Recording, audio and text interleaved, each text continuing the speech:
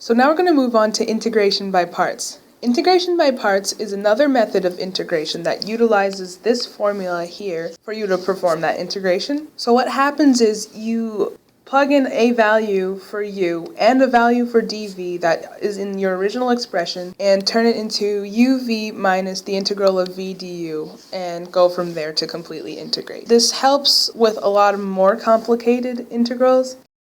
So here's our first example of integration by parts. The integral that we're going to be evaluating today is the integral of x cubed times e to the x squared dx. So we're going to want to get to the point where we can use the formula uv minus the integral of v du. So the first thing we have to do is pick a u and pick a dv. So u in this case, u is going to equal x squared, and dv is going to equal x e to the x squared dx. So now we have to differentiate u and integrate dv respectively. So du equals 2x dx, and v equals e to the x squared over 2 because of the chain rule when integrating. So now we can write out uv minus v du. So the integral of x cubed e to the x squared equals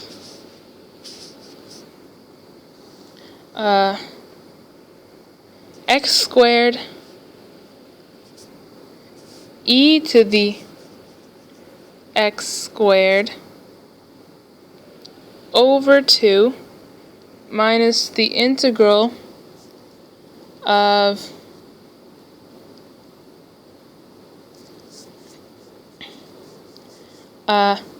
2x e to the x squared over 2, which is just x e to the x squared, because multiplying this by this causes the 2 to cancel,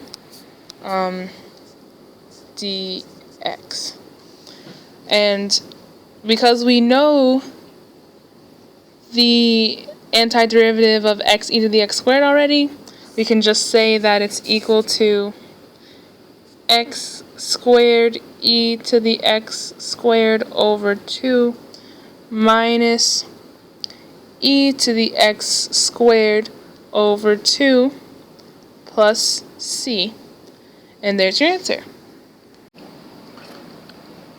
Now, just as a demonstration, let's try this one again, but letting u equal e to the x squared and dv equal x cubed dx.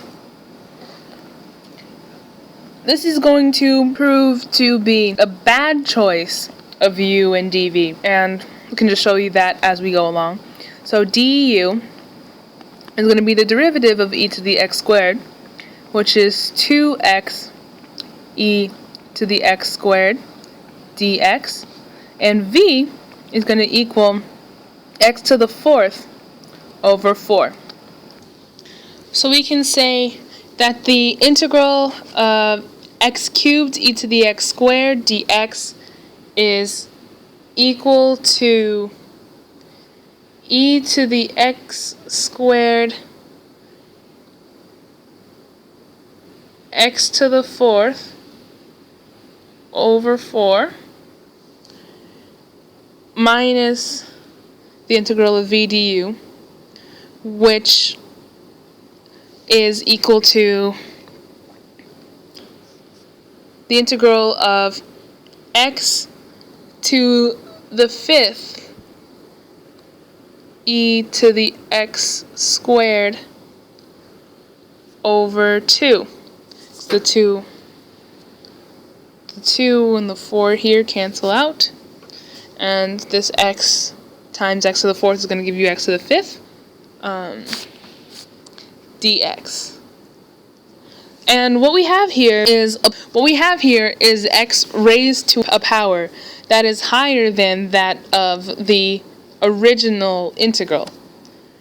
And if you try to do parts again, you'll see that you are just getting further and further away from being able to come to a non-integral solution. So this is bad. Nope. Can't do this. Doesn't work. How do you know what to pick for u and dv? The idea that we follow is the idea that u is something that you can differentiate, while dv is something that you can integrate more easily. One mnemonic that I use is LIPIT, which stands for logarithmic functions, inverse functions, polynomial expressions, exponential functions, and trigonometric functions. And following this acronym, going from left to right, these are going to be your best choices of u. So the thing that you would most likely put as u is your logarithmic functions, and then next in line would be your inverse functions, and then polynomial expressions, and then exponential functions, and then trigonometric functions. This mnemonic is helpful, but once you have it down, you more likely see that u is just what you can differentiate, and dv is more just what you can integrate more easily. That's the process of going through integration by parts.